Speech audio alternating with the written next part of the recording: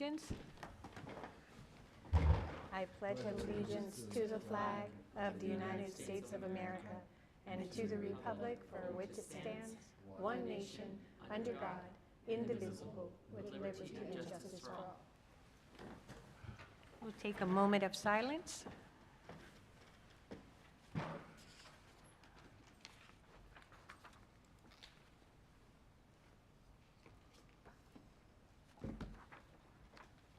Okay, thank you.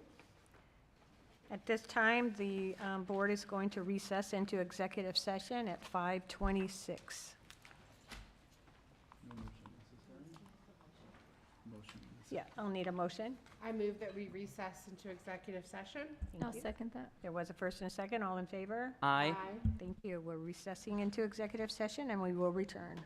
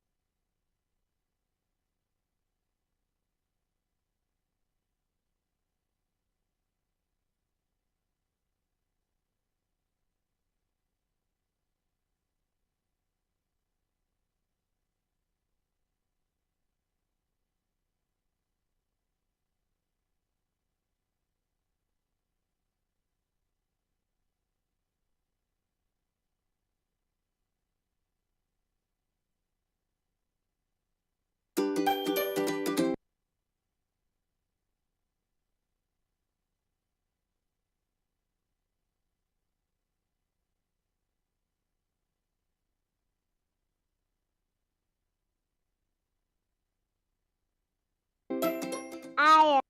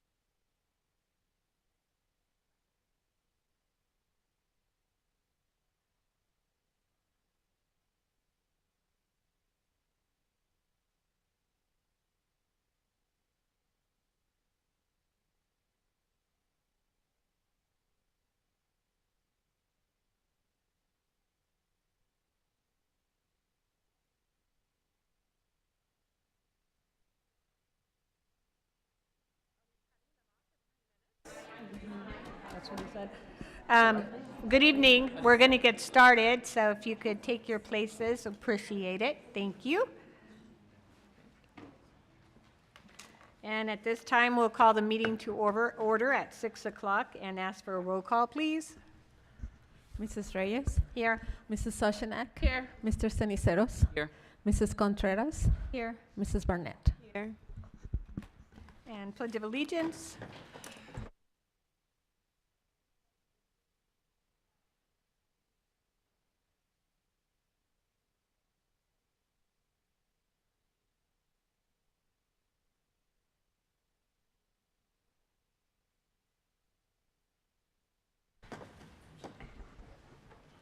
At this point, we'd ask for just a moment of silence, and if you would please silence your cell phones as well.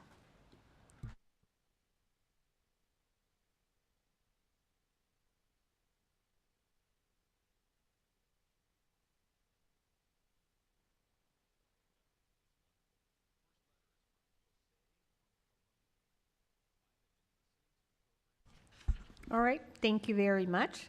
And it looks like Dr. Freeman, you're up. I think it's out of order, what we're looking at. Let me look in the computer. Yeah, it is. So is there board member statements? Yeah, I would suggest don't look at this. This is out of order. Look at the computer. Something got switched around. Yeah, something. But the one posted is right. So Okay, board members do. Thank you. I had an opportunity to attend the ASBA Law Conference last week. It was absolutely amazing. I was actually super excited to learn that the newly appointed executive director of ASBA actually started her career here in Avondale, so that was really interesting. Also, I was elated to learn that the speaker, Justin Schaefer, is an alumni of Hampton University. I was so excited I just had to scream out. Don't see that often, so excuse me for everybody who was there. The Black Alliance gave a robust program, which we're going to be bringing to Littleton hopefully sometime soon, and so I'm so excited to present that when that time comes. Thank you. Thank you. Next. I was able to attend both Country Places and Fine Arts curriculum nights, and I had so much fun talking to teachers and staff and seeing the different presentations from different groups at Fine Arts and Country Place. And then this past weekend, I represented Littleton at ASBA's Delegate Assembly. I'm happy to report it was only about 5 hours long, and there was, hey, that was short compared to other ones. There was a lot of discussion about SEL instruction and districts being able to have teacher housing and what that looks like. So I am happy with the political agenda that we're giving ASBA's lobbyists, and I wish him and his staff the best at trying to achieve that in this upcoming legislature. Well, Amy, thank you for representing the board. We appreciate it, and we appreciate you staying there for 5 hours. So I know that's not easy. Any more statements? If not, now we'll turn it over to Dr. Freeman. Thank you, Madam President, members of the board. Buenas tardes a todos, and welcome to everybody this evening. Thank you for being here or tuning into our YouTube channel. As I've said at other meetings, our theme this year is Better Together, Strong. William Blake once said, "No bird soars too high if he soars with his own wings." It's a striking quote that underscores the importance of collaboration in achieving our goals. We all complement one another in our various capacities, so I want to thank all of our staff and partners who stand behind us and step up when called.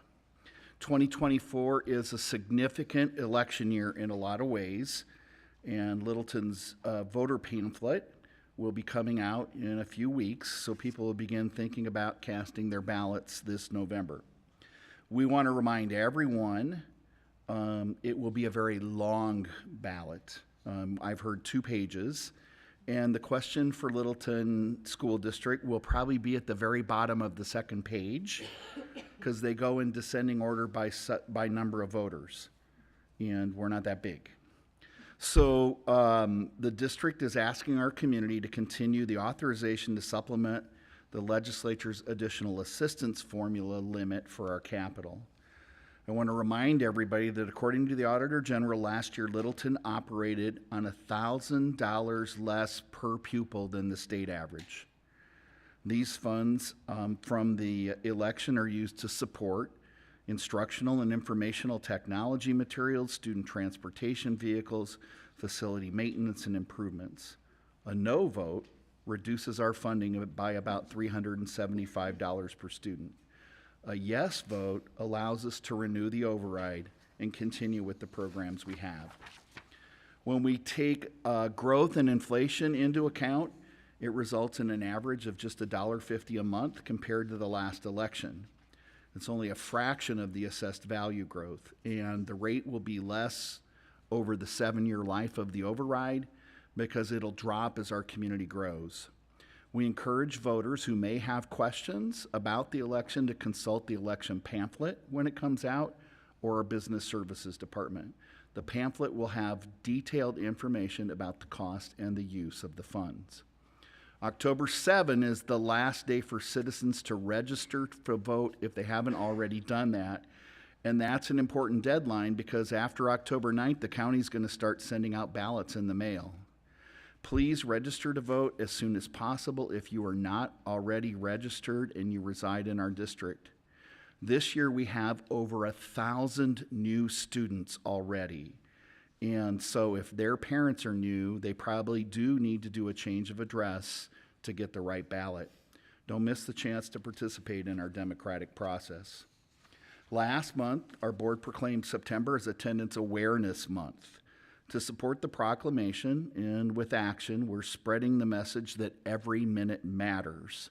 Did we get one of the videos queued up? Jim, could you show that now? Because our communications team has done a great job. Here's success, consistent attendance. I am present and I'm ready to learn. Here and excited for today. We want you here every day. Doing your thing. Here's success, consistent attendance. Boost learning. If they miss, is a newspaper to the breeze. Regular attendance. Eat the strongest steals. Showing up the happy battle. Attendance matters. Every day counts. We are better together. Is that cute? Did we have the Lakin Why We're Here one, or is that it? Just that one? Okay, so if you're following our social media, they're doing a great job and getting the message out and trying to be really positive and constructive that way. So we want to remind everybody that all absences can have a negative impact on learning, and not just your child when they're gone, but everyone around them. And every minute in class counts. Absences, even for just a few minutes, add up and can lead to missing more school. It not only causes the whole class to have to stop and back up, but it means more work for our teachers, and our teachers are already working pretty hard and a little shorthanded. So you would be helping them out by having regular attendance. All around our schools, Lakin Prep, the families are receiving phone calls from the principal regarding attendance, and tardies and homerooms with the best attendance are celebrated on the first Friday assembly. Quentin Sharks are holding recognition assemblies for top performing classes, and the top performing class in the entire school is getting an ice cream party from the PTA. Okay, I thought it was a bigger deal than you do. 3 top Puma homerooms at Trace are going to receive a We Show Up dress day, which I think is actually a dress down day. Firebird attendance winners at Littleton STEM will enjoy epic popsicle parties.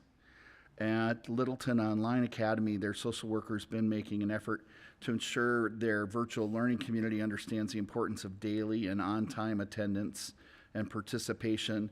Their collaborative goal is to ensure each of the students knows they're valued and cared for every single day. Over at the Freeman Fine Arts Academy, students with perfect attendance are entered into a weekly raffle, and 3 winners will earn a prize at their monthly Falcon Fest. Grade level with the best attendance for that month is recognized with classroom banners and free dress down days. In addition, staff focuses on relationship building and engaging to motivate students to come to school every day and do their best. At the Collier Business Academy, good attendance is also fun and rewarding as students earn credits through their electronic teller machine, their ETM, by maintaining good attendance. And at Country Place Leadership Academy, teams are working on contest celebrations, goal setting, and action plans for students in order to continue to improve attendance. Throughout the year, we'll continue to share information via social media, daily announcements, assemblies, and in our classrooms about the importance of being in school every day. We're also reaching out to families to provide support and meet one-to-one with students where that's needed, and we're confident these efforts will once again lead us to positive results with our attendance goals. We made great progress from last year. All of our schools host a curriculum and Title I night in the first 2 months of the academic year. And teachers are available at these events to explain expectations, teaching methods, assessment strategies, and most significantly, though, every family learns different ways to support learning at home, which supports our guiding principle of families as partners. At the Freeman Fine Arts Academy, the evening began with a fantastic performance by the choir and band soloists. I was invited to sing with the choir. That was a lot of fun. Practicing with the kids, I think, was more fun. Families participated in engaging activities that aligned with the standards being taught. At Country Place Leadership Academy, families learned about the leading and learning opportunities for students this year, and the PTA supplied ice cream sandwiches. Littleton STEM families enjoyed a culture parade while learning how to support their students. At Estrella Vista, the Hawks showcased their engineering labs. Tres Rios Pumas presented their school's integrated action plan and grade level curriculum. In addition to learning activities, families enjoyed food, music, service learning games that were led by their special area teachers. Every student who attended and completed a bingo card earned a free dress down day. We've seen those in passports too at some of the schools. Collier Business Academy is hosting their Family Finance and Business Night along with their K-8 curriculum night on this Thursday, thanks to their partnership with the Arizona Council of Economic Education. They are going to provide dinner, some backpacks with school supplies, and hold a drawing for gift cards at the end of the evening. They've been great partners. Of course, there's a lot more going on around the schools besides curriculum and attendance at Quinton. Health science students participated in CPR training. That's always a great asset for our kids in our community. Tres Rios, 6th grade Pumas dived into the world of forensic science using crime scene investigation kits. That's cool. They also landed their FLAG program, flying, lowering, and gathering the United States flag, which instills pride and respect for the United States flag. And to see more of those positive things happening in schools, please visit our social media pages. There's one more thing I feel compelled to address before I close, and that is this specter of school shootings that hangs over everyone, especially when there's been recent casualties. The U.S. averages about 25 shootings a year. 2020 was the low year with just 10 because schools were mostly closed for the pandemic. These are extraordinarily scary for our kids, our parents, and our staff alike. So copycat threats and reporting of threats does not help. It hurts. This is an area where we need to work on being better together. Investigating these threats is eating up hundreds of man hours for administrators and law enforcement. Most of them turn out to be non-credible, but none of them can be ignored because the consequences are so great. More damage is done when other kids spread rumors, mostly on social media.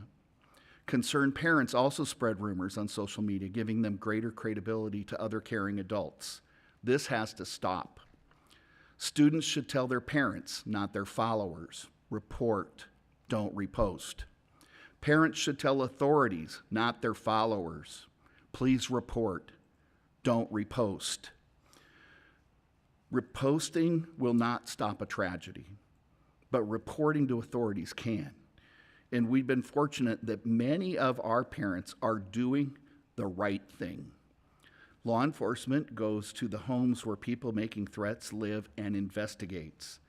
They want to stop anything before it starts, just like we do, just like you do. Please talk to your children about it.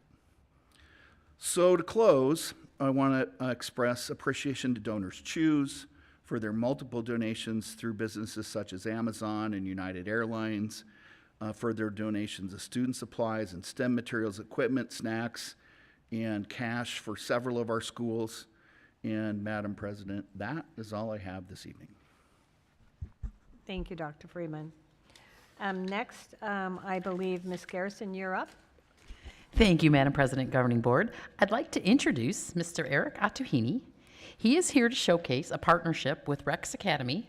Rex Academy provides learners with a head start and helps our youngest Firebirds get started with coding at the Littleton STEM Academy. As early as kindergarten, Littleton students attain mouse skills, write code in Scratch Junior, and even use Kodu to create games. Just wait until you see these young programmers in action. He will also be recognizing his dedicated volunteer, Kelly Amy, and his Kid at Hope student, 8th grader, Jade Turner. Mr. A. All right, thank you very much, Ms. Garrison. Madam President, members of the board, Dr. Freeman, and the executive team, I would like to share with you our showcase for this evening. Tonight, we'd like to highlight the relationship we have with Rex Academy. Rex Academy is the program that we use at Littleton STEM Academy to introduce our youngest Firebirds, kindergarten through 2nd grade, to coding. Students can engage with coding by way of interactive stories, gaming, and animations. Please enjoy the video.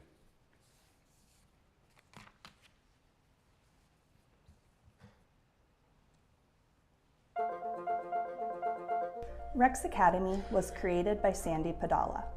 She was inspired by her then 9-year-old son when he asked about creating video games, and to their dismay, the school did not have anything of the sort to offer to any student. Sandy started introducing students to computer science and coding through computer camps in 2015. From there, Rex Academy was born. At Littleton STEM Academy, we partner with Rex Academy to provide our kindergarten through 2nd grade students an introductory experience to learning programming skills by creating interactive stories, games, and animations, which is known as Scratch Junior. So they're learning coding, just the basic steps. They add a little character and they can set the character up to their scene. So they're moving the little characters around, they're working on their storytelling. Students develop mouse skills and they interact with the gaming resource Kodu. Kodu provides additional opportunities for students to explore basic programming principles. Students can create characters and props, and then they have the chance to program their behaviors and games in visual programming language. Coding provides a great benefit to our young learners. Through coding, students develop problem-solving skills, math skills, creativity, logical thinking, and computational thinking. All these skills are necessary for our students to use when they transition to adulthood. At Littleton STEM Academy, we are a proud leader in providing these opportunities at an early age.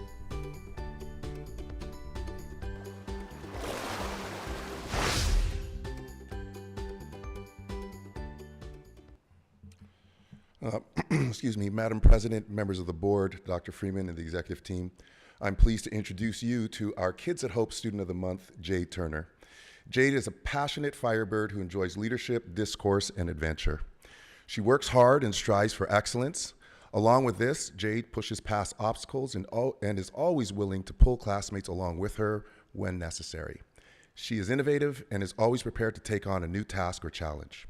Currently, Jade is showcasing one of her many skills daily as our voice of the school, as she communicates announcements every morning to the Firebird community. It brings me great pleasure to introduce you to Jade Turner.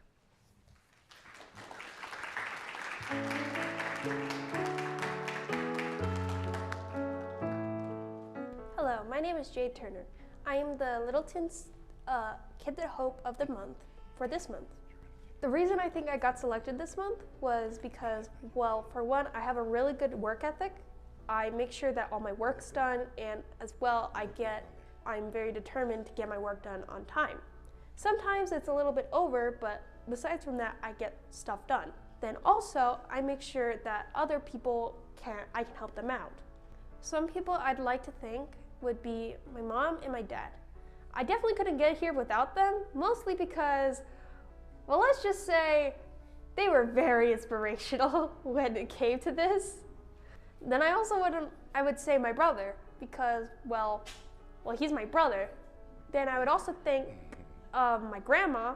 Two big teachers that helped me support here would be Miss Fox when I was in 5th grade, and Miss Hawk, who was my, 3rd and 2nd grade teacher. They were really big inspirations to help me out and grow. With this in mind, I'd like to say thank you for choosing me for the Kid at Hope of the Month. Goodbye. You want your mom up here to take a photo? Yeah, you can bring her up here.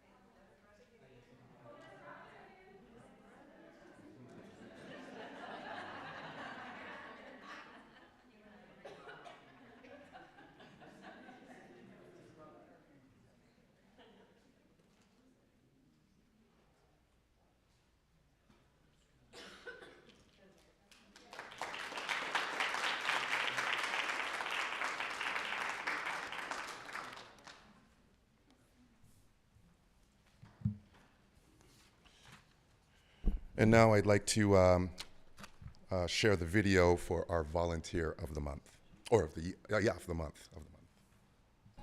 Madam President, members of the board, Dr. Freeman, and the executive team. It brings me great pleasure to introduce you to our volunteer of the year, Mrs. Kelly Amy. She is an amazing support to our staff and our students. She is a strong advocate for her twin boys, now in 8th grade. Miss Amy dedicated her time to help with our flag football team, where she brought her passion and motivation to keep the boys focused. Miss Amy can always be counted on to offer support for our student athletes on and off the field. Littleton STEM Academy is a better place with the involvement and compassion from Mrs. Kelly Amy. Thank you, Mrs. Amy, for all that you've done, and our community, as well as our students, are much better off with your compassion and motivation.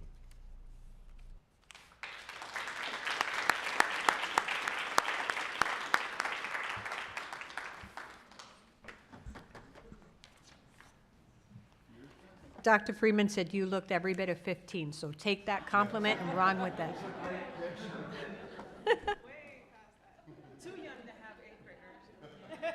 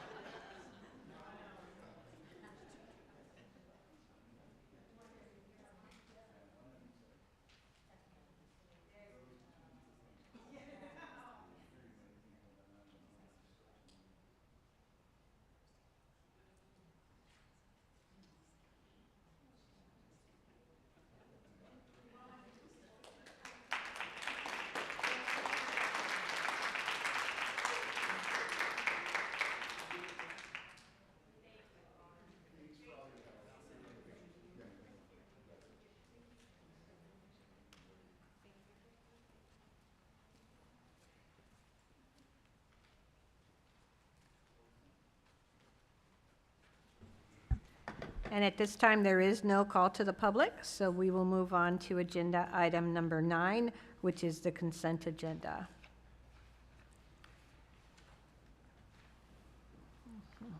Motion to approve?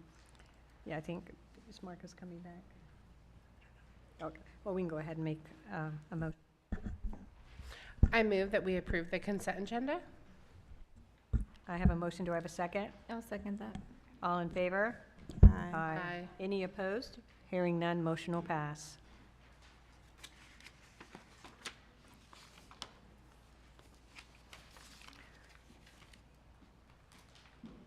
We're going to move on to item 10, which is the selection of, possible selection of the interim superintendent.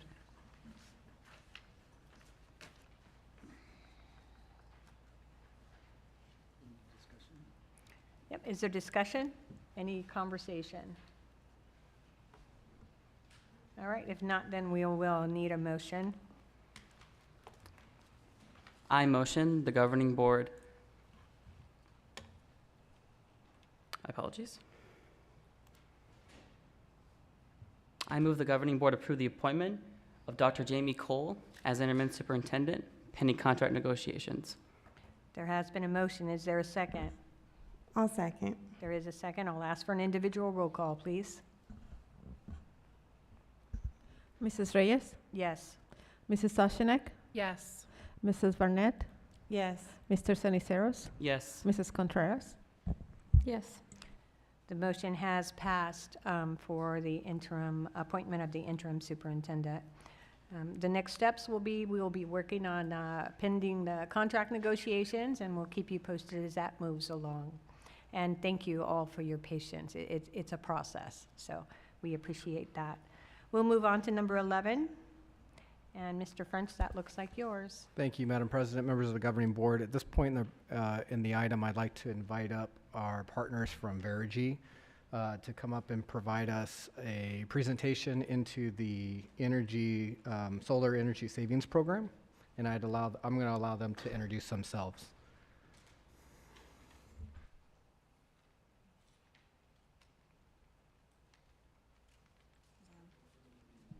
Yeah, I think we're good. Good evening, Madam President, members of the board, Dr. Freeman, council, and community. Thank you for having us here today. My name is Shannon Repke. My partner here, Randy Falconer, who's done a lot of work actually for your district over the past 7 or so years, I want to say. Here to present the continuation of the energy savings project as it pertains to additional funds from federal dollars for the investment tax credit. So we'll proceed with the presentation. If you have any questions, please feel free to ask as well. And then we'll have Randy kind of start off with introductions and give you a brief history of our work with the district. Jim, would you mind putting the presentation? Sure. Thanks.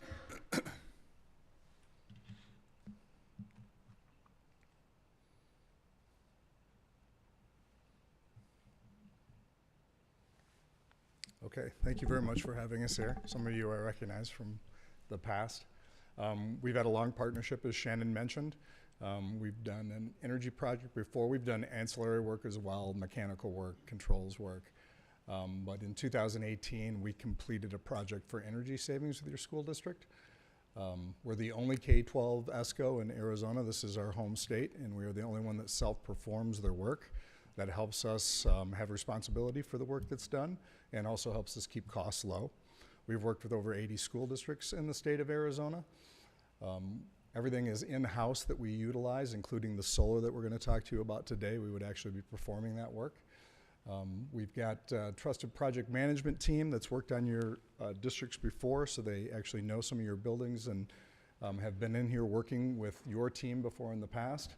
And we like to support the different organizations that are out there that support schools. This is what we do 95% of the time, is do work with K-12 school districts. Your savings that we had before on the program, we've got a total savings program to date of over $1 million from the work that we did before. That would be the reduction in energy costs from the items that we did before. We've done controls, mechanical, solar. So as we work with school districts, it's a long-term partnership because we're responsible to guarantee these. And so we kind of stay in touch with what's going on. Sometimes our guys are out here working and checking things, but we like to stay up where you guys are now, and if there's anything that could be beneficial to you that you can take a look at.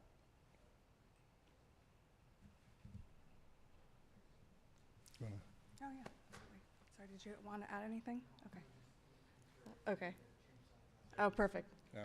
Got it. Thank you. Thank you. And so I came on with Verigy probably about the time that you guys were working on the first energy project. My background is solar, so I kind of grew up with how is it designed and how do you develop it and what's the best return on investment, because that's really what we're talking about here today. It's an asset for the school district to provide shade, which we know. SFB doesn't really like the putting them on roofs, and it can create problems, and so shade is a huge benefit, of course, in Arizona, where we're at in our climate. So in working with Mr. French and Dr. Freeman back in 2022 is really when those conversations started. It came up primarily because of the federal tax incentives that were brought forth by the current administration, and then they were enacted in January 1st of 2023 is when they first started. So it's been a project development process for some time, almost 2 years now, so we're proud to have that partnership working through what's the best product and return on investment with the district.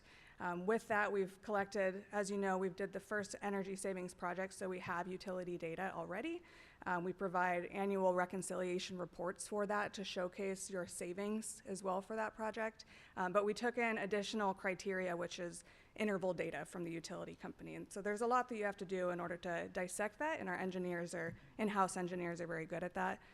We reviewed multiple solar locations with council within the district, facilities and transportation, Dr. Freeman, Mr. French, to come up with the best product for the solar. And so really what that looks like is where is it going to benefit the locations in the schools the most? Was it parking structures? Is it shade structures? And what does that look like? And so we worked through many of those reviews, in addition to working alongside the architect, which is what we do a lot of the times with new builds or renovations, to make sure that any building improvements or solar can actually be cohesive with the plans that you guys have adopted. And then from 2022 to today, it's really just analyzing the return on investment. We want to make sure that you guys are in the best place to get the maximum investment tax credit by use of federal dollars that are on the table today. And what does that look like for your return on investment long term? So the district-wide solar designs, without getting too into the weeds here, I don't want to bore you, but there's a lot to it. So we look at our steel analysis. What does it take to actually put the structures where they need to be, and how strong does the steel need to be? How far away is it from the electrical equipment, and so on. So we've done all of that. We've pulled title reports, which is important to know which easements are on your property currently, where the solar locations can or can't go. As well as doing some electrical single line diagrams to make sure that you can comply with your with SRP, which is your current electrical utility. I think I covered most of that there. Next slide, please. So to elaborate a little bit more just on the design criteria, what I've done is kind of highlight a few bullet points here. Really the goal is to produce your own energy, which will insulate you from the rising utility costs. I'm sure you guys are aware of, maybe even on your own residential bills, but the bills here at the district. SRP and APS have actually gone through a utility rate increase year over year for the last 3 years. Rarely do they go down. It just is what it is. Obviously, Phoenix and Arizona in general, Avondale especially, is growing pretty rapidly. People want to move here, and I think that's been going on for the last couple of years. So with that, utility companies need to increase their infrastructure costs. That's passed down to us. So we look at that, producing your own energy so you don't have to buy it all from the grid, avoiding those cost increases for the future, and then getting those tax credits back from the government as well. So I mentioned before, the closer you are to your electrical gear, the better. That's going to reduce your time and your labor and your material doing your underground boring. We don't typically trench. It's too disruptive to the property, so we go underground. So that will add cost the longer you go, keeping that close. In addition, we look at your rate structures. SRP does not have a very good export rate structure, so we want to size them accordingly. You guys are in a good spot because you already have an energy efficient school district to size conservatively with your solar. You don't want to oversize it, because if you don't have the export rates, you're not going to get that money back. So paying attention to that. On the structural side, there can be a lot of nuances there as well. You want to have them equally cantilevered or balanced, otherwise you're increasing your steel costs without reducing or producing your own energy. It's just steel. So any questions there as well, please? I would just add one thing, and this is really kind of a legacy point. It goes back to when the board talked about doing this with bond money, is we're giving you a couple examples tonight, but the board was interested when we first talked about this in equity. So every school has a plan, and every school will have, we probably could have done this cheaper by putting all the panels in one or two places, but it was a concern of the board that if we were going to do it, there would be some at every site. And so we're not going over the number of panels at every site because, like Shannon said, there's a difference in cost, how far they have to bore. There's a difference in cost in what the parking space opportunity is. And so we trust their math. But I wanted to touch on the equity thing, that every school will be included. Mm-hmm. Thank you, Dr. Friedman. I would add one note to that as well. Every school is being included, so you have the equity across there, but actually every school has a really good economic payback as well, because you're looking at individual meters. And so you guys are in a good position actually to take advantage of that. So it isn't like we kind of said, let's get this school in there as well. They all stood on their own as a good payback. Yeah, good point. Going to the savings and the good payback, as a continuation of the energy savings project, this also needs to be guaranteed per statute. So the savings are fully vetted, not just by us, and I'm very proud of our engineers, but by third parties as well that need to stamp the savings to make sure that that return on investment is in fact going to happen, and we're guaranteeing it by law as well. In addition to kind of these design components, I think it's important to note the product quality too. Utilizing these tier 1, is what they call it, financially backed companies that produce the solar panels that provide the best warranty. So you're thinking it's a 30-year warranty on the panels, which is huge. They've been, they've been coming a long way from the past probably 15 years or so, and to have a 30-year warranty now that's UL listed and rated and financially backed is a good, ideally, warm and fuzzy for the district too, right, to have a 30-year product. So next slide, please. So just in general, the project details, and I'll let Randy elaborate here as well, because this is kind of a lot of bullet points. Really, this is just the next phase of the addendum to your guaranteed savings project and what that looks like. Some school districts will do solar first and then maybe do lighting later, which then leads to oversized solar. So as I mentioned before, because you guys did it the right way, the way that we would recommend, adding solar later is a really good point in time rather. So sizing it based on what your usage is per individual meter and building is important as well, which we've done with about 1.7 megawatts of solar throughout the district. So that can also be kind of an applaud moment, right? There's a lot of STEM opportunities for within each of the schools. We've actually worked with science teachers through the state of Arizona to develop STEM curriculum, which can be really fun. Solar car races, and in fact, there's some schools that put their kiosks up. I know Creighton is about to start doing this as an example, where the students can actually do some of the math and then compete on which school is doing better. So we'd like to do those as well for you guys. Parking shade for all schools, equity, excuse me, as Dr. Freeman said. And really at the end of the day here, why we're here today is because of the investment tax credit. So there's a deadline, and the way that it works is like how we pay our taxes as a calendar year, not the district's fiscal year.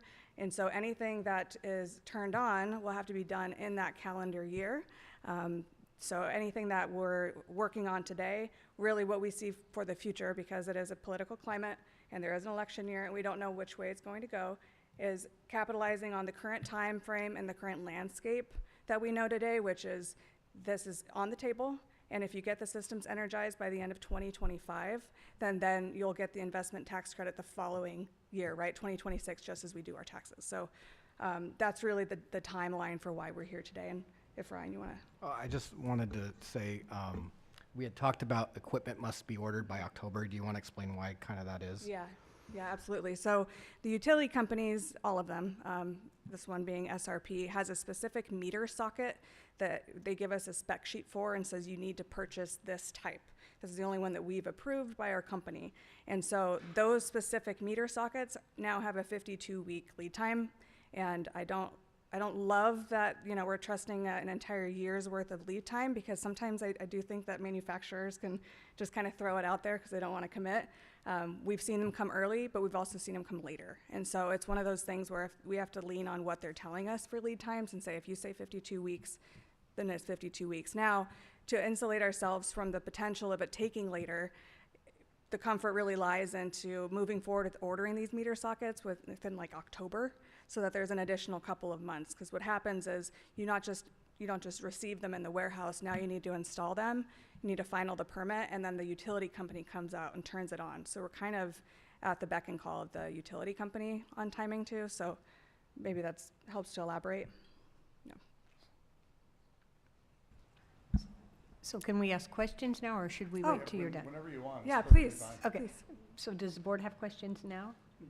Okay, so I have several, and maybe my own ignorance, I'm not that solar talented, so bear with me. If we're ordering this equipment that's required, how fast are we getting federal funds? Where's that money coming from for the initial order? So the federal fund money comes after the solar is energized. So we upfront the money?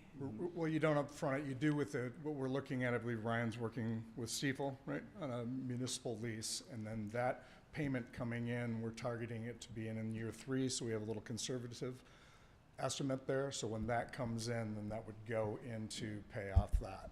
So as money comes in, and you can go ahead and elaborate, Dr. Yeah, Freeman. I mean, to make it a little more basic, so with each of our energy savings programs, we've taken out a loan, which is authorized by law specifically for energy savings. So it doesn't count in all the other limits Is there and an formulas. interest rate on that loan? There's always an interest rate when you borrow money. What is it? We'll shop it. So Okay. we're gonna try to get the best rate we can, and we actually, Stiefel or another consultant will help us find the best rate. So we borrow that, and then the savings pays off the loan first, then it turns into savings for the district. So the first part of the savings goes to finance the project. Once the project's paid for, it goes to M&O to be used to run the school district.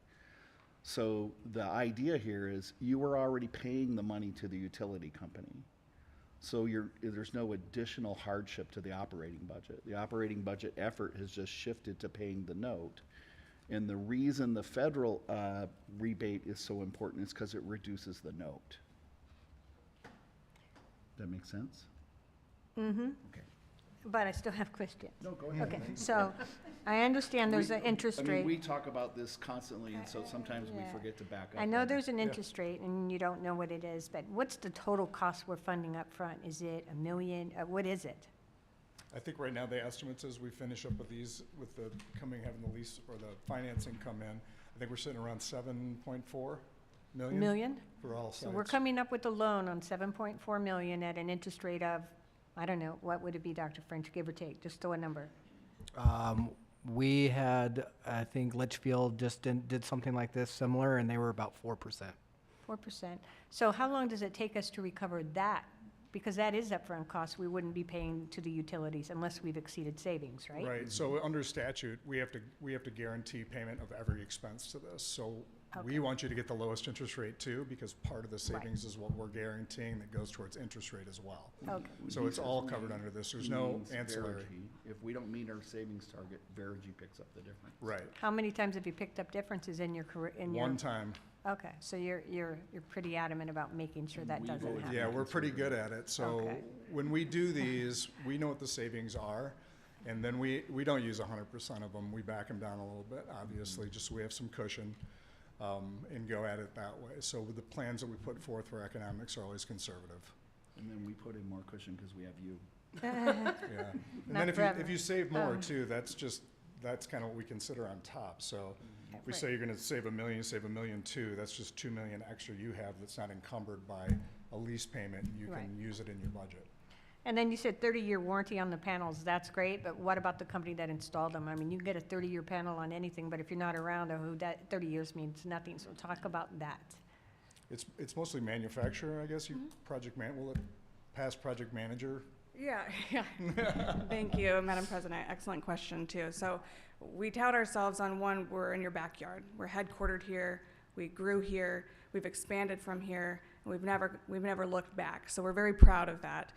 We certainly don't plan on going anywhere. And within this program includes 2 years of operations and preventative maintenance and all of the troubleshooting calls, any repair calls that you have.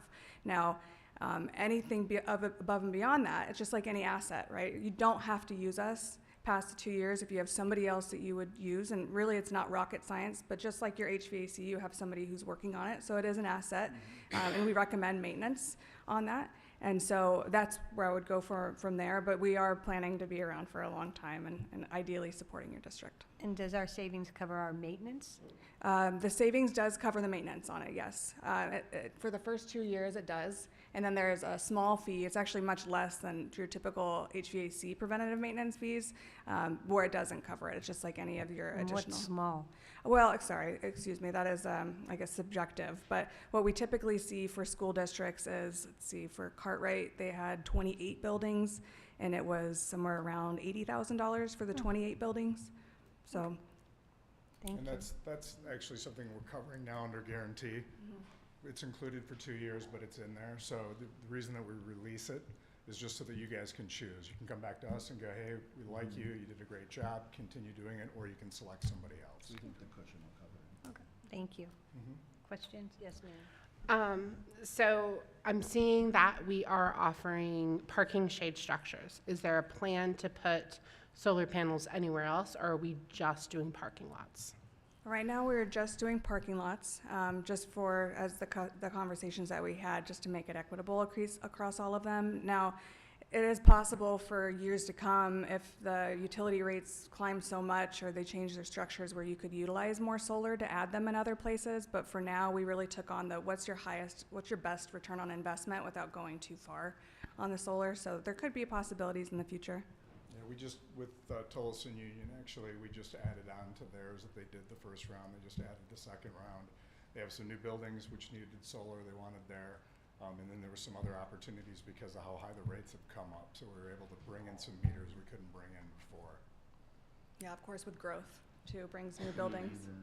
Increased cost or increased consumption? I'm only asking because I have experience with another district that put solar on playgrounds, and that brought in a whole nother aspect. So I was wanting to find out if we were putting them on playgrounds or not. Yeah. Other questions, comments? No, I just have some thank yous for coming in and working with our team to bring this to us. It's a really great presentation. My colleagues asked really good questions.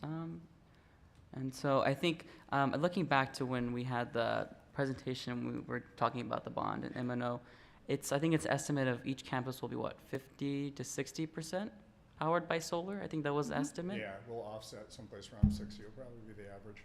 Okay. Yeah, so that means reduction in utility costs around 60%. Which is great because the majority of our district will be powered by clean energy. And this will be an investment, I think, in the long term to come back. And then, Littleton Union has it, so voters and community members within Littleton see the high school district have it, and then once we do it, we're the kind of the last puzzle piece to having energy standard. Well, thank you both. If there's no more questions, we appreciate it. Or if you had more presentation, I'm not sure. No, it was just the question slide, actually. But Okay. Yeah. Good job. Great. Well, again, we appreciate you coming and thank you for sharing the information. Thank you so much for your time. Madam President, tonight we prepared 2 motions because we weren't sure what the questions would be.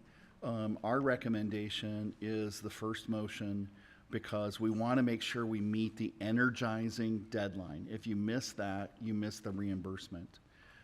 If the board had a lot of questions or concerns, we prepared a motion for coming back in October, but both Mr. French and I believe with the presentation we had with the engineering work they've done, that the numbers look great to us, but neither of us are engineers, that the motion is to authorize us to move forward with the final details and get that going. Does the loan come back to the board later, or would we be executing that also? That we would be executing that as well. All right.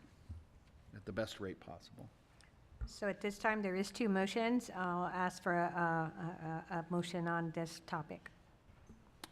I move the governing board authorizes the superintendent or chief operations officer to enter into an installation agreement and a guaranteed savings agreement with Venergy, and allow the superintendent or chief operations officer to enter into a lease/purchase agreement with a bank or other financial institute to fund this project and short-term solar. Thank you. There is a motion. Do I have a second? I'll second. Thank you. All in favor? Aye. Aye. Any opposed? Hearing none, the motion will pass, and make sure our interest rate's cheap. We'll let you know. Okay. Thank you. All right, next, looks like Ms. Garrison, student wellness information. Thank you, Madam President, Governing Board. A point of pride in our district is the exceptional team of social workers who tirelessly support our students. These dedicated professionals play a crucial role in helping students achieve academic success, improve attendance, resolve conflicts peacefully, prevent bullying, and modify unproductive behaviors. I am especially excited to present this item really to help others understand the role of the social worker in the elementary education setting. Often our unsung heroes, our social workers, are called upon in times of crisis, offering their expertise and compassion. Sometimes their role is simply to connect families to services beyond the resources we can offer. Now, what you may not know is they don't sit around waiting for crisis. They are a passionate group committed to developing proactive measures to ensure positive and supportive environment for our students. As students and families seek to find stability after the pandemic, a high number of children and teens are facing mental health struggles, and we are seeing more and more social workers in schools. Unfortunately, they witness trauma, work with difficult students and families, and navigate challenging protocols as they try to assist families as quickly as possible. Please help me welcome Mr. John Meacham to the podium, who is going to go over some recent statistics from our data and talk about how the support he and his team provide to our community. Mr. Meacham. All right. Thank you, Ms. Garrison. Thank you, Ms. Garrison. Madam President, members of the board, it's an honor and a pleasure to be here to talk with you tonight about some of the great things that I think the best social work team in the Valley does for Littleton Elementary School District. So we'll start with introductions. If I could have my great team stand up. Unfortunately, Ms. Alvarado was not able to be with us tonight, but I have Ms. Amuli, Ms. Bowden, Ms. Chavez, myself, and Ms. Keith.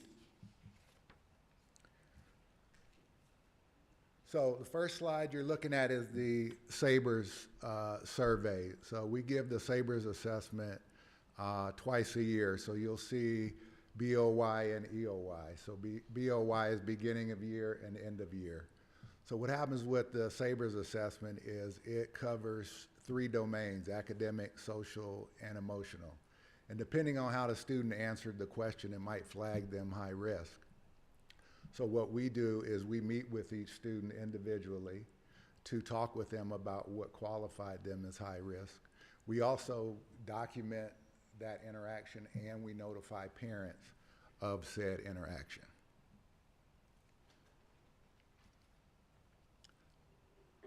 What you're looking at here is 2023-2024 social work data, and I think the numbers kind of speak for themselves. Individual counseling sessions conducted by 6 of us were 1,916. Families that were connected with community resources over that time period were 289. 183 conflict mediations conducted between students. 251 group counseling sessions. 71 threat assessments, and 45 crisis interventions.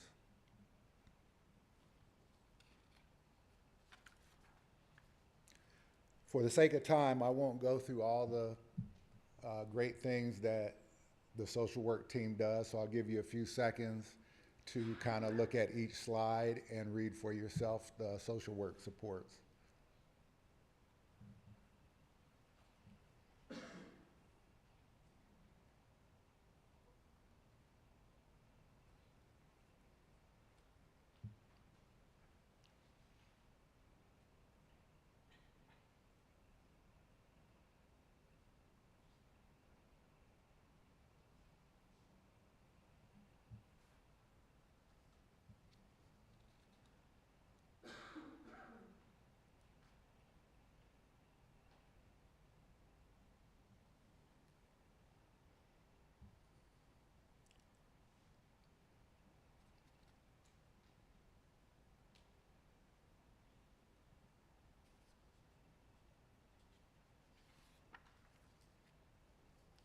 Okay, what you see here are the student resource cards that we had made up last year. I'm going to pass out cards for you guys.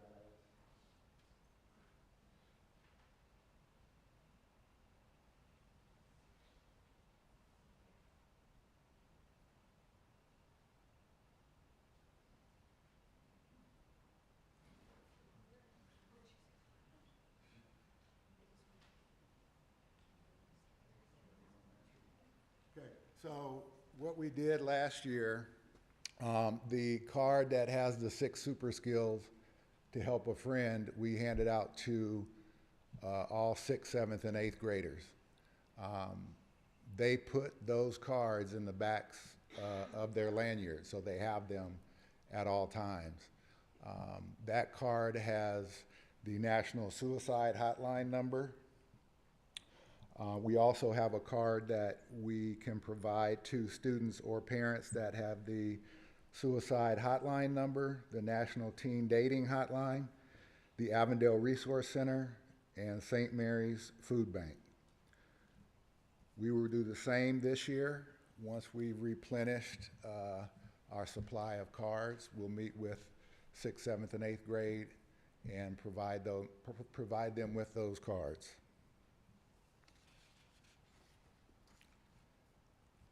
So you see here some of the partnerships. This year we partnered with, last year we partnered with the Cook Center for Mental Health.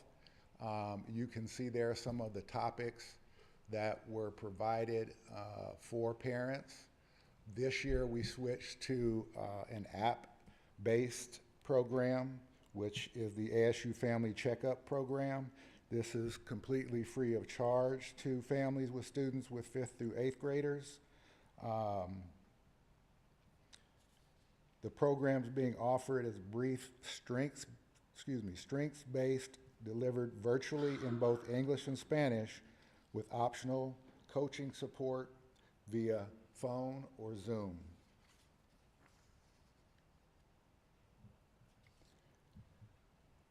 Our next steps, we're working on getting some posters for drug education for our middle school hallways. We continue with Red Ribbon Week and working with our student agency representative. We're always increasing community engagement with local agencies. Some of those agencies come via the Mayor's Interfaith Council meetings.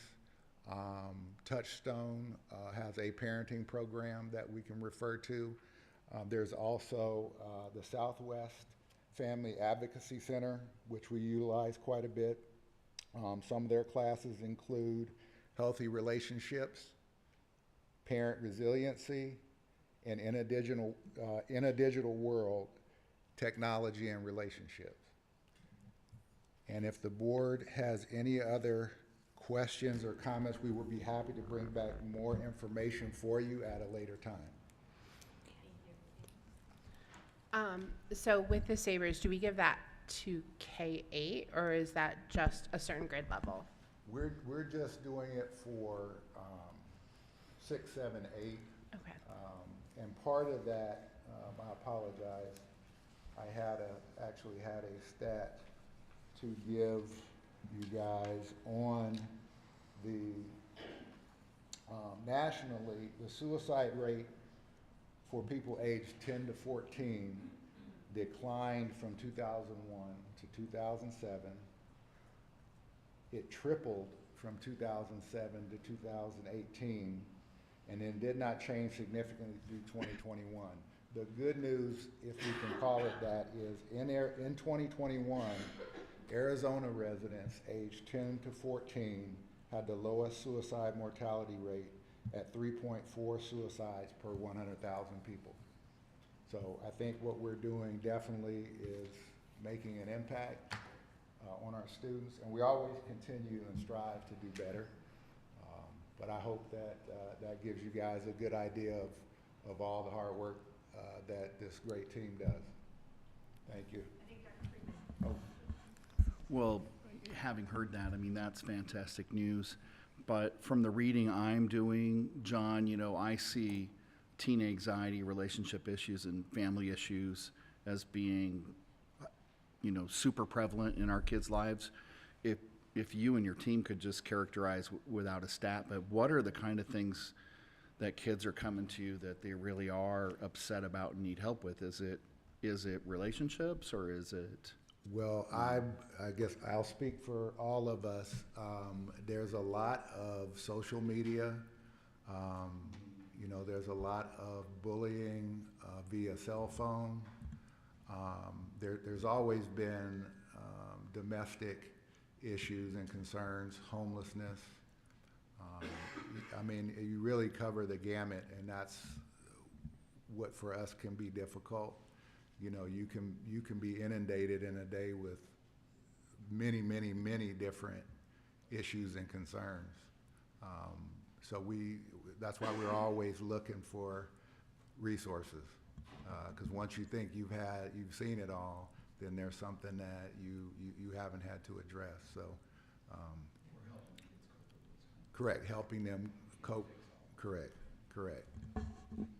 Did you ever? I did.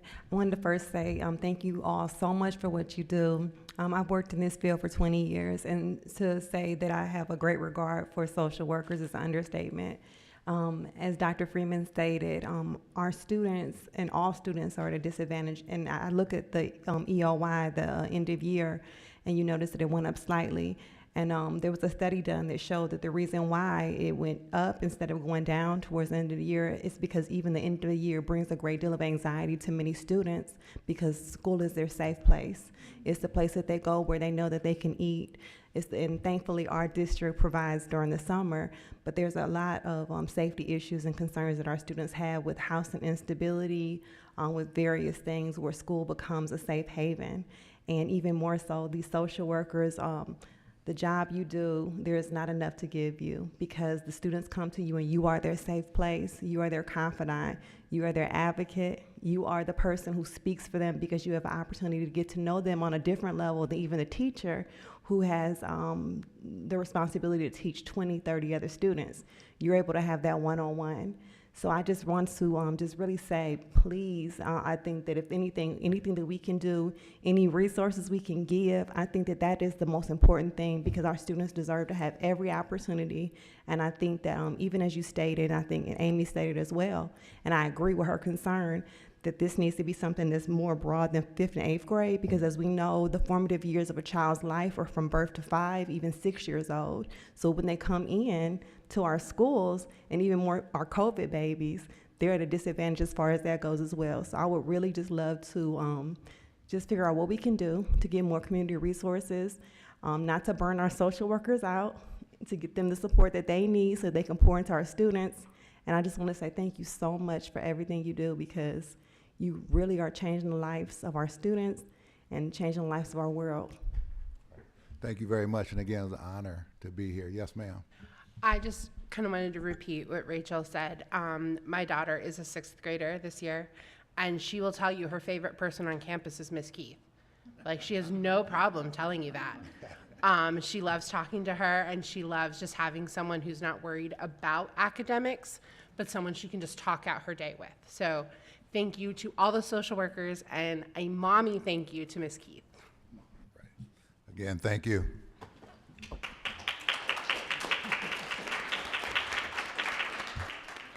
I'm just going to say on behalf of the whole board, we want to thank you. We probably each could have taken an hour and given you praise, but do know that what you do is, while you may not always hear it, is greatly appreciated. We know we need 10 more of you. We just got to figure out the resources and how to get it, but thank you very, very much. All right, we're moving on to Dr. Haid, the Integrated Action Plan information. Thank you, Madam President, members of the board.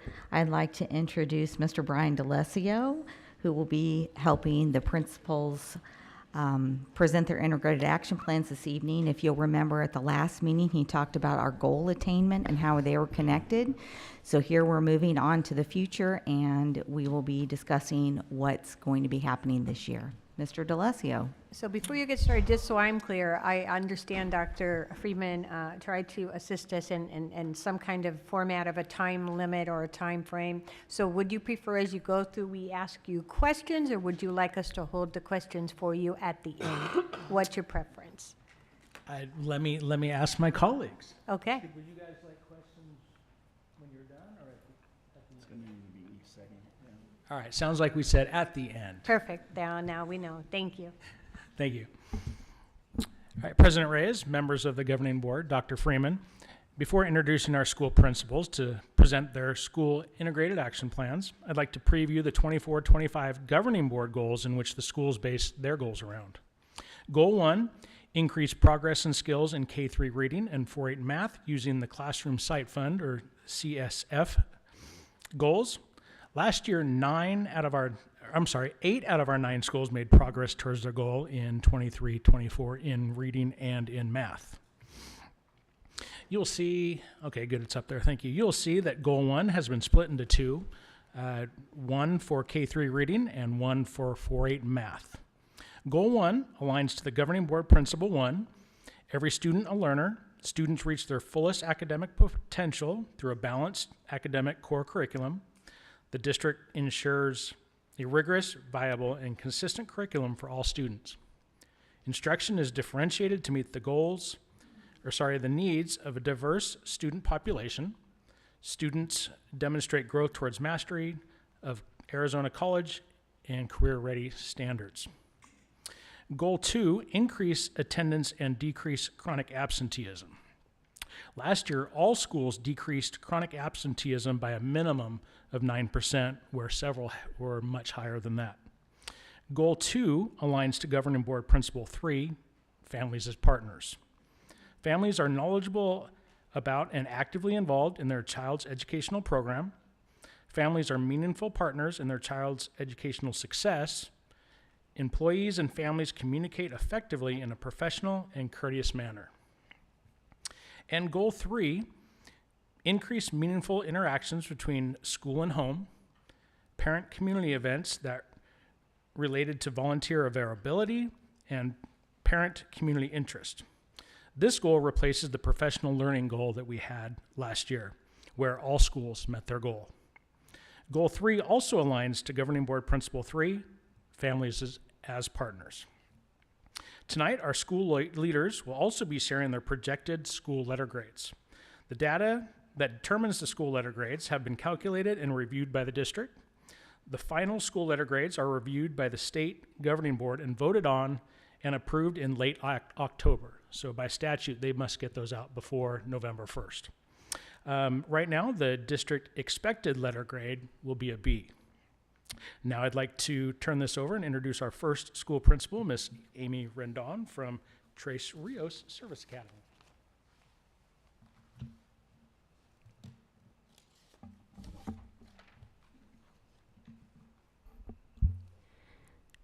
Greetings and good evening. Buenas noches.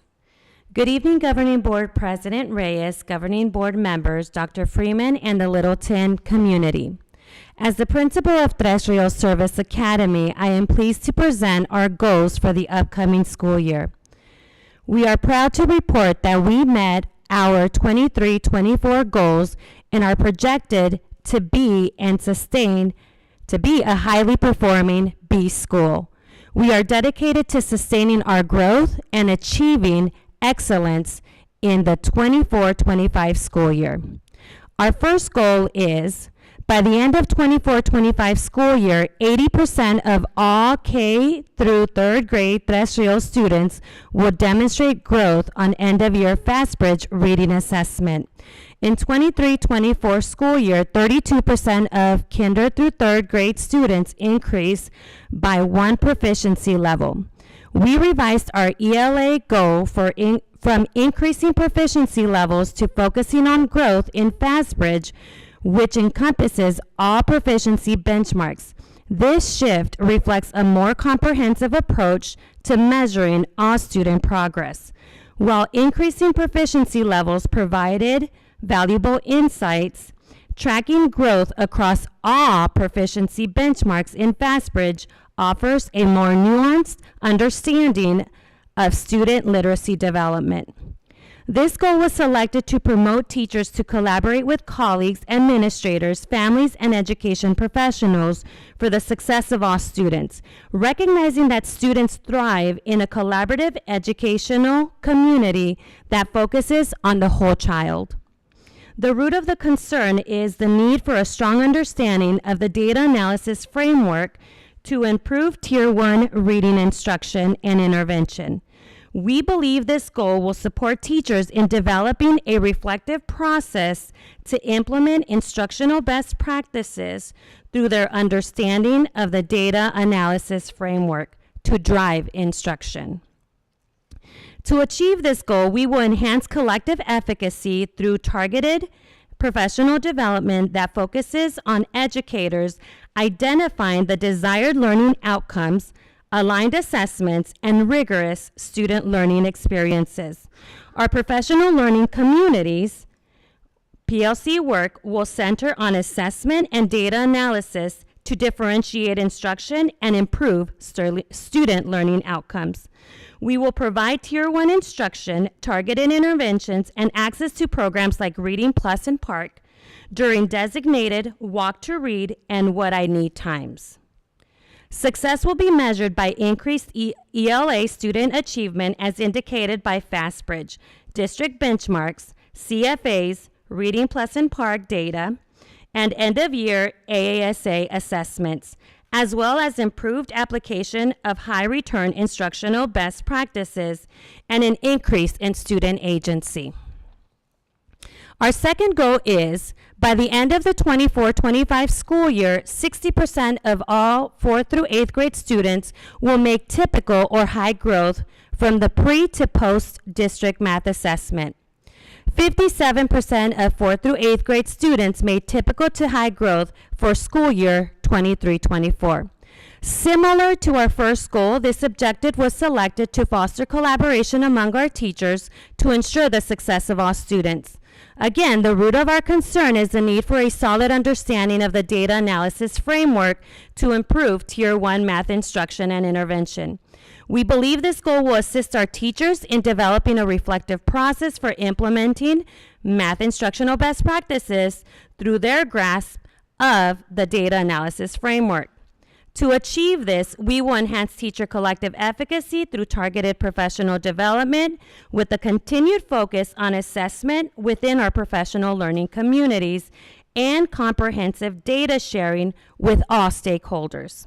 Our leadership team will maintain partnerships with students, staff, and the community to effectively communicate our progress and promote student agency. Monthly grade level and campus-wide data reviews will allow us to celebrate successes and identify areas for further support for both our students and teachers. Success will be measured by an increase in math achievement through FastBridge, district benchmarks, common formative assessments, Dreambox, and again, AASA, as well as through observational data on high return instructional best practices, and again, an increased student agency. Thank you for your time and attention. This concludes our presentation of goals for Terrestrial Service Academy. Now, it's my pleasure to introduce the principal of Quinton STEM Academy, Carrie Chicas.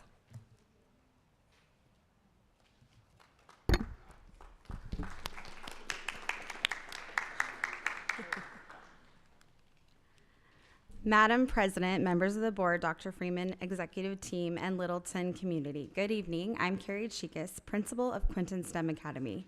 Tonight, I will review last year's goals, which have been revised for this upcoming school year to reflect our continued focus and growth.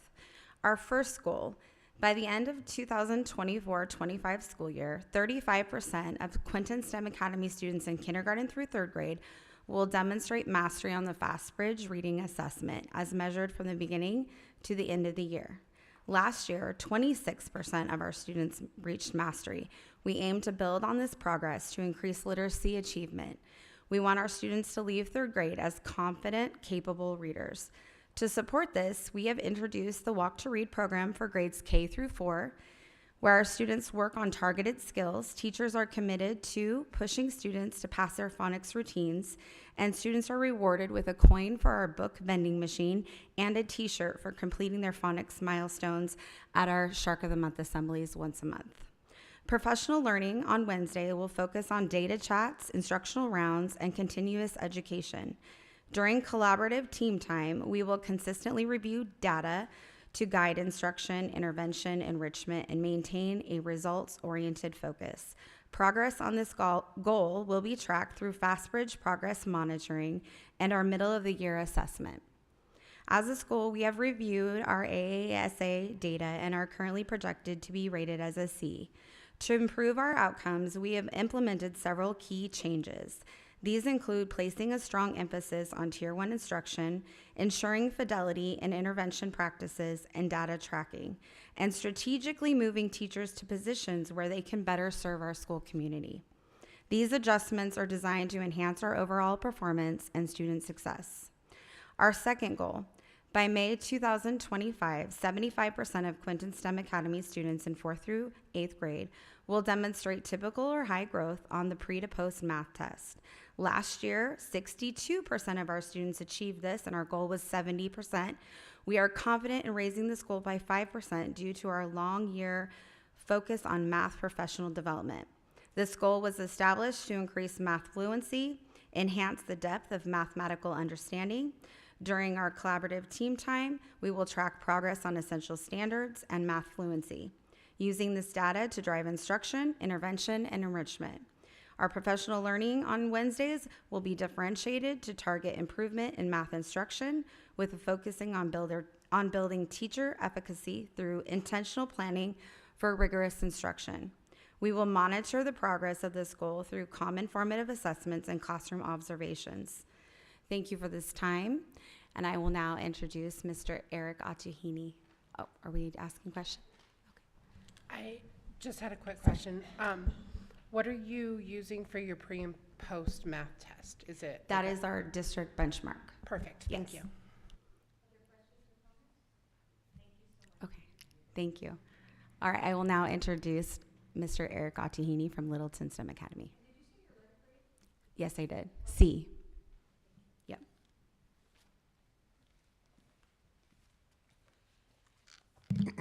Good evening, Madam President, members of the board, Dr. Freeman, and the executive team. I'm pleased to share with you our goals for the upcoming school year for Littleton STEM Academy. We are extremely delighted to be projected as an A-rated school for this upcoming year. Our first goal is by May of 2025, 70% of our 1st through 3rd grade students at Littleton STEM Academy will have shown typical to high growth for ELA as evidenced on the pre-post Illuminate District Assessment, and 60% of our kindergarten students will show growth towards mastery on the FastBridge end-of-year assessment. This goal was selected because we want to increase competency and literacy for our students. The root of our concern is we want to build capacity amongst our staff when it comes to the design of their lessons, their delivery, and the quality of student practice opportunities in class. We believe that this goal will help our teachers to develop their skill set in teaching ELA. We will build competency through targeted professional learning for our staff on Wednesday professional development days. We'll also use our collaborative teacher teams that will focus their meetings on student learning and results. Success for this goal will be evidenced through a reduction in class referrals and increased student achievement. Our second goal, by May of 2025, 70% of our 4th through 8th grade students at Littleton STEM Academy will have shown typical to high growth for math as evidenced on the pre-post Illuminate district assessment. This goal was selected because we want to increase math performance of our students. The root of our concern is we want to improve the quality of student practice opportunities in class. We believe that this goal will allow for our teachers to be intentional as they plan and provide opportunities for our students to develop their math competency. We will develop our staff on our Wednesday professional development days. We will use our collaborative teacher teams to focus on student learning and results. And success for this goal will be evidenced through our reduction in class referrals and increased student achievement. I'd like to now introduce, all right, Ms. Ann Catlin.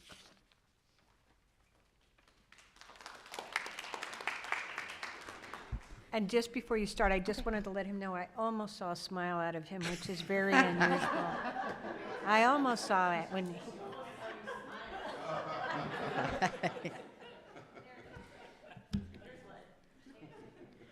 Good evening, Madam President, members of the board, Dr. Freeman, the executive team, and the Littleton community. My name is Ann Catlin, and I'm the administrator of the LESD Online Academy. We are pleased to share that we met our ELA and math goals last school year and are projected to be a B grade based on our performance from the 2023-24 school year. Tonight, we appreciate the opportunity to share our goals for the 2024-25 school year with our Littleton learning community. Our first goal is by May of 2025, 85% of our 4th through 8th grade LESD Online Academy students will show typical to high growth in ELA as evidenced by growth from the pre to post Illuminate District ELA assessment. Last year, we exceeded our ELA goal when 82% of our students demonstrated typical to high growth.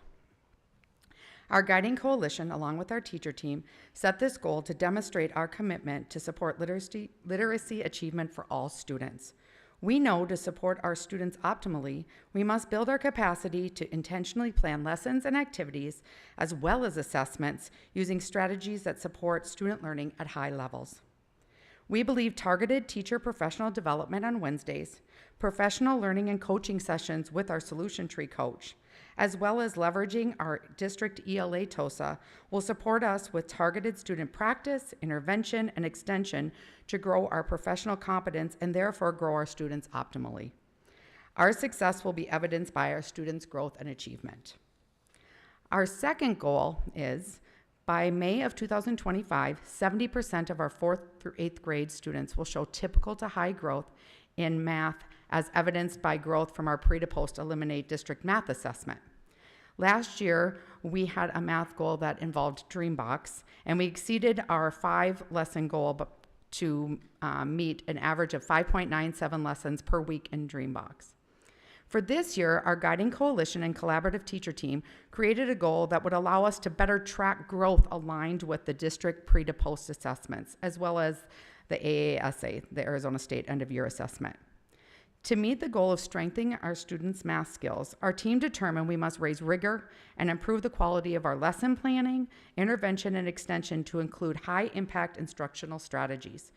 We are focusing on developing effective student practice to include timely, task-specific feedback. To meet our goal and improve teacher instruction in math, we will leverage the district math TOSA and participate in targeted Wednesday professional learning opportunities focused on high-impact math instructional strategies.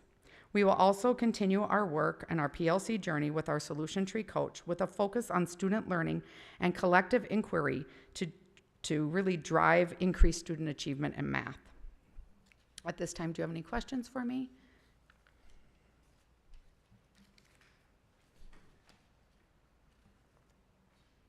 Okay, thank you. I would now like to introduce you to Dr. Nicole Durazo, Principal of Lake and Prep Academy.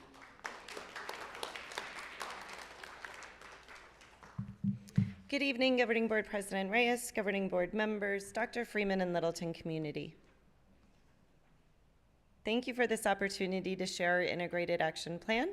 I will focus on 2 of these goals tonight. We achieved both of our goals last year, so it is time to increase the rigor of our goals to challenge our teachers and our students. Goal 1, 70% of Lake and Prep Academy students in 4th through 6th grade will make typical or high growth from the pre to post math assessment.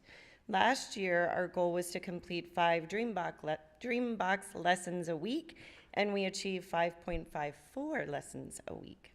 Our students have shown growth on their pre-scores from last year to this year, and we are confident that we will continue to grow with explicit targeted instruction based on individual need. We have already begun planning professional development and data analysis to identify student strengths and gaps in learning. Teachers are provided weekly time in professional learning around professional learning communities or PLCs. Grade level and content teams meet twice a week to identify essential standards, review data, and determine next steps for remediation and enrichment. It is through this collaboration that we can provide targeted instruction to meet the needs of every learner. Parents can support their child through our math intervention program, Dreambox, which is an adaptive web-based program that challenges yet supports students to achieve their goals. The second goal I would like to share is that Lake and Prep Academy will show a 60% increase in the low risk and benchmark categories for K-3 for FastBridge from beginning of the year to end of the year. Last year, our goal was to increase by 30%, and we achieved 54% growth. We are committed to building a strong foundation on early literacy because we know in grades K-3, you learn to read, 4, 8, and beyond, you read to learn. Our teachers have set grade level goals, and we will systematically monitor progress towards our goals through weekly practice. We involve parents by sending home fluency passages for parents and child to practice together. Our teachers work with students every day to increase student agency. This involves setting goals, initiating action, reflecting on, and regulating progress towards those goals. Students and teachers will periodically be expected to share their progress with their families for feedback and celebrations. Families will understand their child's goals and data and how this data is collected and what strategies they can use at home to support their child's academic success. If we were to receive a grade this year, a letter grade, we expect to receive a B. We are well on our way to an A.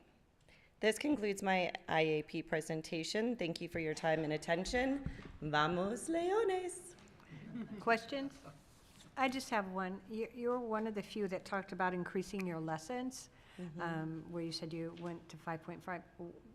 Increasing your lessons does what? For the research from Dreambox shows that if students completed 5 lessons a week, they could achieve a year's growth in that time. So we achieved, on average for the year, our students completed 5.54 lessons a week. So you tie those lessons to growth? Correct. More lessons, more growth. More lessons, more growth. Thank you. You're welcome. Any other questions? Thank you. Oh, I would like to now introduce Stephen Rickert from Freeman Fine Arts.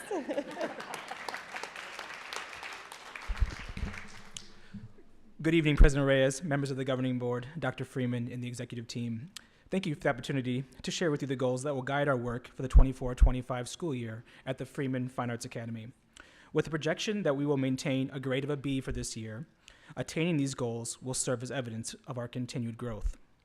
Our first goal I would like to share with you is that by May 2025, the number of Freeman Fine Arts students in grades K-3 who score in the low-risk category will increase by 15% from the FastBridge pre- to post-ELA assessments. Last year, we increased the number of students in this category by 12%. We will continue our momentum and upward trajectory by ensuring that lessons are highly effective and engage all students in the learning of foundational skills. Teachers will implement our Walk to Read intervention program and regularly monitor student learning. We will support in the attainment of these outcomes through ongoing targeted professional development around engagement and universal design, regular progress monitoring, small group instruction, and scheduled intervention time. Our success will be evidenced by student growth measured by FastBridge and the Wonders Phonics Screener, as well as classroom observational data. Our second goal I will share tonight is around 4th through 8th grade math. As you saw last month during Mr. DeLesio's presentation, our 23-24 math goal focused on the percentage of students at proficiency level. And unfortunately, we did not see an increase in the percentage from beginning of the year to the end of the year at all. This data was disappointing, and it forced us to first own our results. The end of the year, data showed us where we are currently and that we have considerable work to do to get to where we want to be and will be. Second, we had real conversations centered around our areas of opportunity and were strategic in using our time, efforts, and resources into addressing them. And third, We took this as an opportunity to review and rethink our goal setting.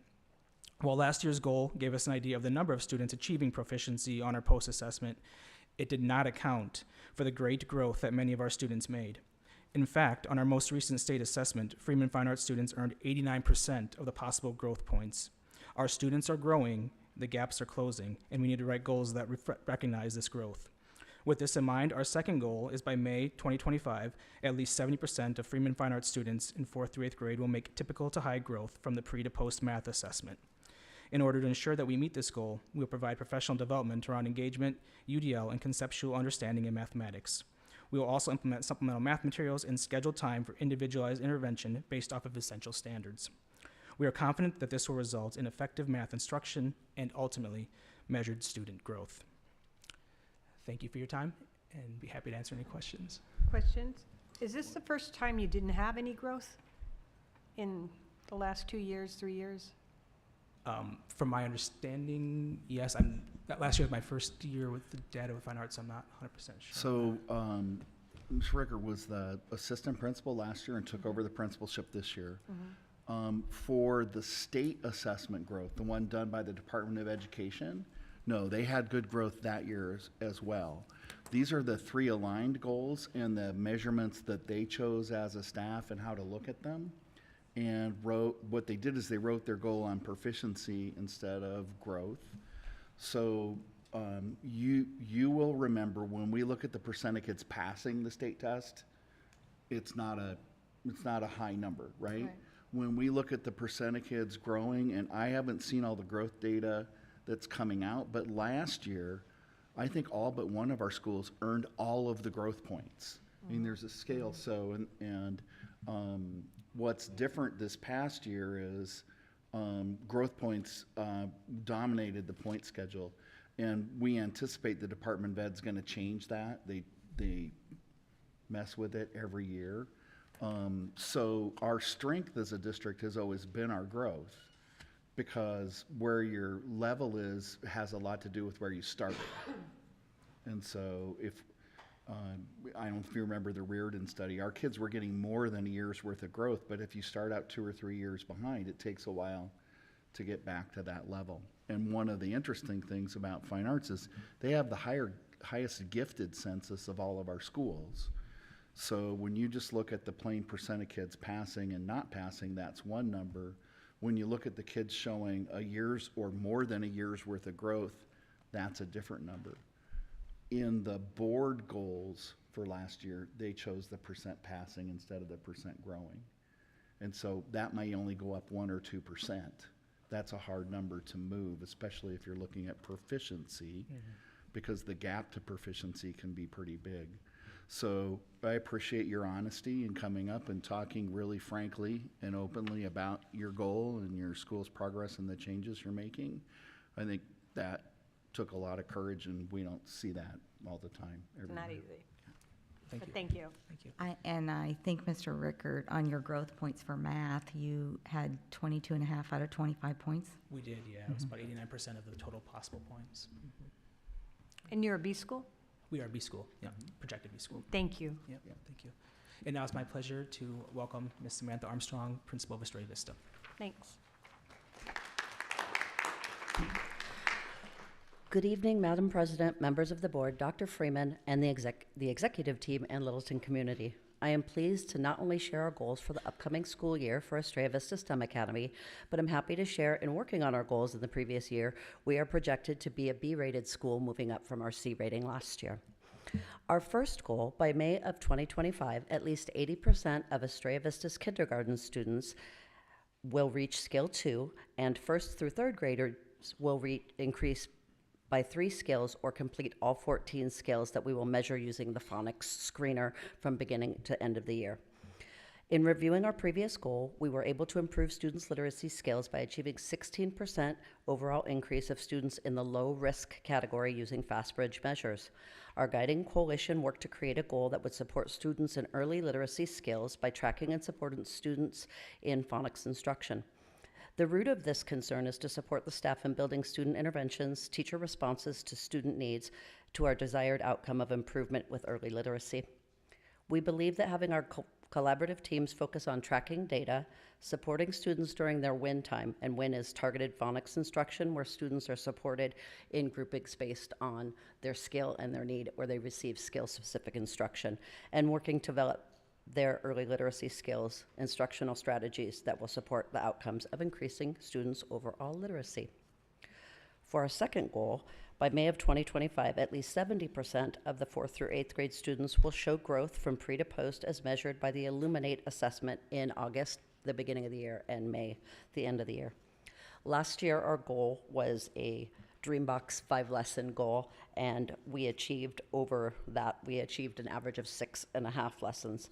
But upon reflection, the Guiding Coalition had decided that we needed to create our goal to show growth that is more aligned with the district post-test and the AASA measures. This goal will allow us to track and increase the math performance of our students.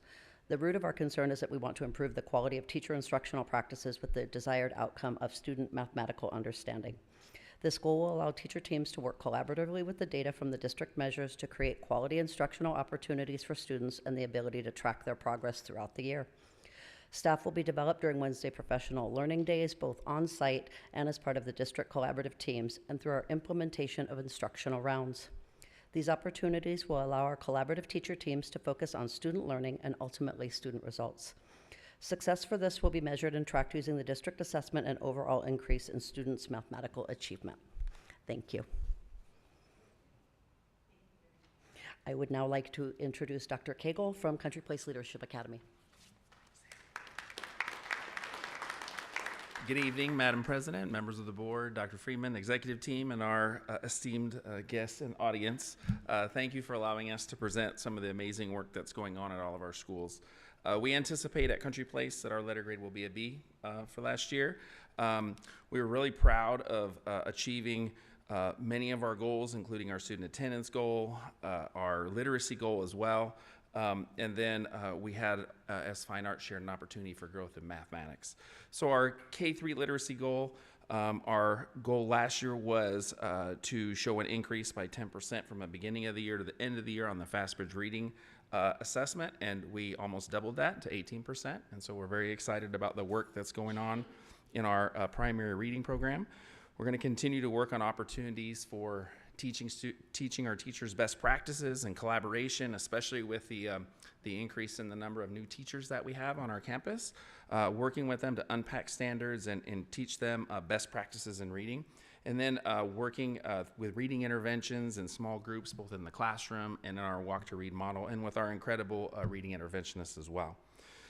In mathematics, our goal last year was to show an increase in the number of students that showed growth on the pre to post test, and we saw actually a 3% decrease. What was interesting about the data as we dug into it was that we had grade levels that went from 70% growth to one grade level that had 40%. So it was interesting kind of as we dove into kind of what was going on. One of the pieces that the Guiding Coalition and our staff talked about is they really want students to own the goals. And so what we decided to do was focus around common formative assessments, summative assessments, and then they're going to cascade those goals down into the grade level, the classroom, and also into student leadership notebooks. Hopefully, as we do our showcase next week, we'll be able to show you some of those, but our scoreboards are posted in the hallways, they're posted in the classrooms, and now students have their own scoreboards. So we're really excited about really getting our students motivated and getting them involved in the work. We're also working on best practices in mathematics, tier 1 instruction, and really supporting students and building their conceptual understanding and also building their procedural fluency. The collaboration that's going on our campus we're really excited about as well. So we're excited about what is coming for us. So thank you for allowing us to share, and do you have any questions? Mm-hmm. All right, and I'd like to have our last presentation of the evening. We'll obviously save the best for last. That's right. Megan from college. The 3-minute home stretch. Good evening, President Reyes, governing board members, the executive team, and the Littleton community. It is both an honor and a privilege to stand before you tonight to share Collier's Integrated Action Plan for the 2024-25 school year. Our focus remains laser sharp, improving literacy in grades K-3 and elevating math proficiency in grades 4-8. After a thorough analysis of our past performance, we refined our goals and strategies to better serve our students and ensure continuous academic growth. For grades K-3, our literacy goal is ambitious yet achievable: to see 20% improvement, with students moving up one proficiency level on the FastBridge reading assessment by year's end. Last year, our goal to move students from high risk and some risk to low risk proved too ambitious, yielding only a 2% improvement. This year, we realigned our approach to focus on a more gradual gain. High-risk students will work towards moving towards some risk. Some risk students will strive to reach low risk. Using FastBridge tools, excuse me, I'm not crying, we're able to track progress and provide tailored support. With high-quality instruction and strategic use of professional development, we are committed to making early reading a strength across all classrooms. We are not only teaching reading skills, but building the foundation literacy our students need for future success. As a literacy expert, Margaret Fuller once said, "Today a reader, tomorrow a leader." At Collier, we embody this principle in every classroom, every day. For grades 4-8, we have set the goal for 85% of students to show typical or high growth on the district math assessment. We did meet this one, up from 82% last year. The key challenges we've identified are inconsistent instructional practices and a need for stronger differentiation. To address these challenges, we are offering targeted professional development and effective math strategies, using regular observation and assessment to monitor progress, tailored intervention and enrichment opportunities to meet the diverse needs of our students. By focusing on consistent, high-quality math instruction, we will ensure all students not only master core mathematical concepts, but develop the critical thinking skills needed for a lifetime of learning. In the words of Nelson Mandela, education is the most powerful weapon which we can use to change the world. Our efforts in math instruction are equipping students to wield that power effectively. Lastly, I am also incredibly proud to announce that Collier Business Academy is projected to receive an A rating this year.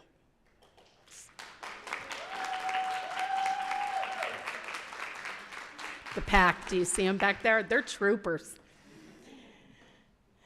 This achievement is not only a reflection of the students' hard work, but a testament of the dedication and excellence of our entire staff and community. Now I am crying. Together, we have proven it takes a village to raise a child, as the proverb says. In Collier, the village is Littleton strong and better together. Thank you for your unwavering support.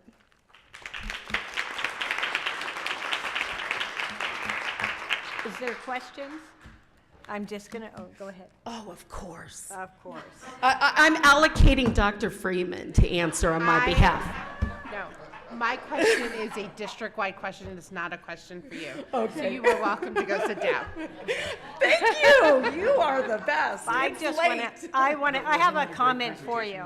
Oh, you do have a question. Yes, I do. You had the question last time. I know. So, I just want to commend you. I was going to talk about you not meeting one of your goals. I'm not going to do that. I'm going to commend you. Going from 82 to 85 is pretty high up there, so congratulations. Congratulations. A is so hard to make, and it's our goal, my dream was to have every school at an A, but I commend you, and you should be proud and wear that well. So And we'll proud. make sure that A is on out in front of your school. Okay, Yeah. thank you. You're welcome. I appreciate you guys. Thank you. And Amy, you had a general question? And this could end up being a board update or something. I don't expect you to have the answer right now. With so many of our schools using Illuminate as part of their goals, I'm really interested to see the correlation of students' Illuminate scores to their AASA scores, because I know Illuminate comes from outside the district. And so if we're spending the money for this program and we're making our goals on it, I'm curious does Illuminate equal success? What?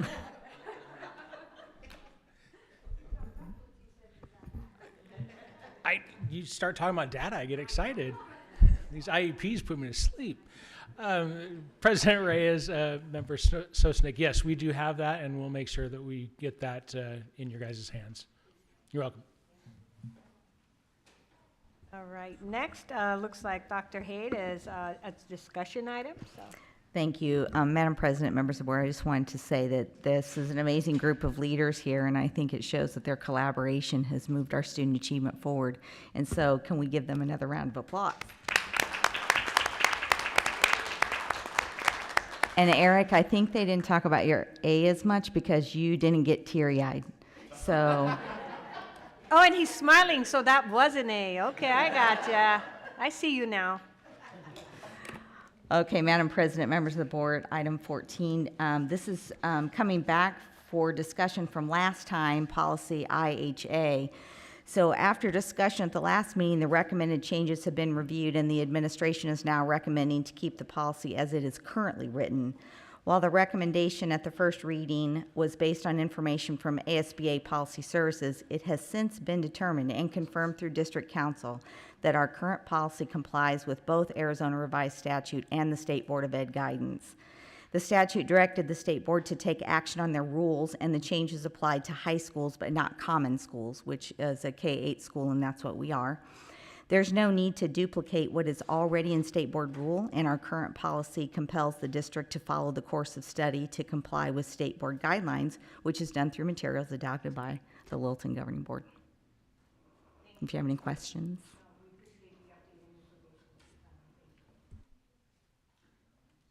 So, yes, sir.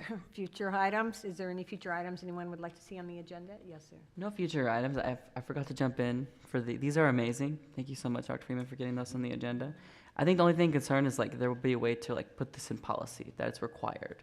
I think for the middle schools, I know we give them out on the back of the badges, but I love it. I love the idea of it. I just want to make sure it continues when all of us are gone, that doesn't just go away. So I think if there's a way, I know that's a lot asking, we'll talk about it later, but just something to think about in your thoughts. I was impressed that they squeezed so much onto a little card that fits into the lanyard. These are amazing.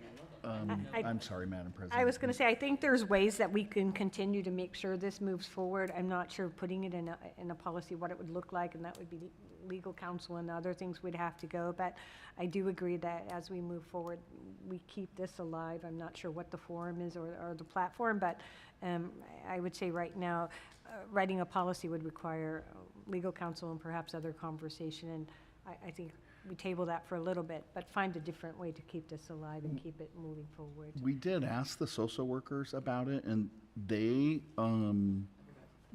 weren't, pushing for that.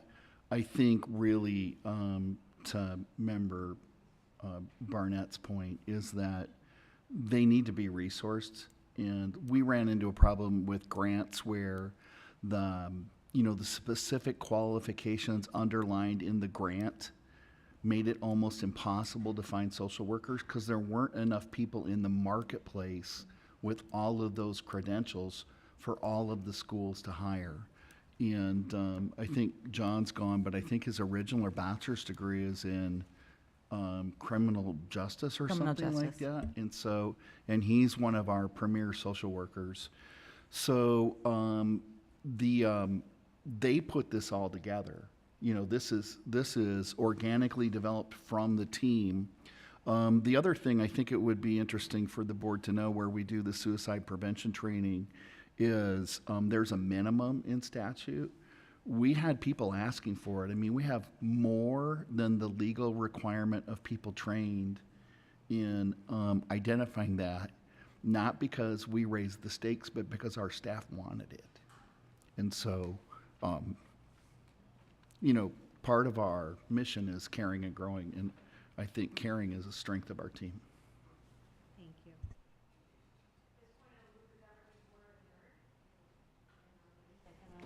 I'll second.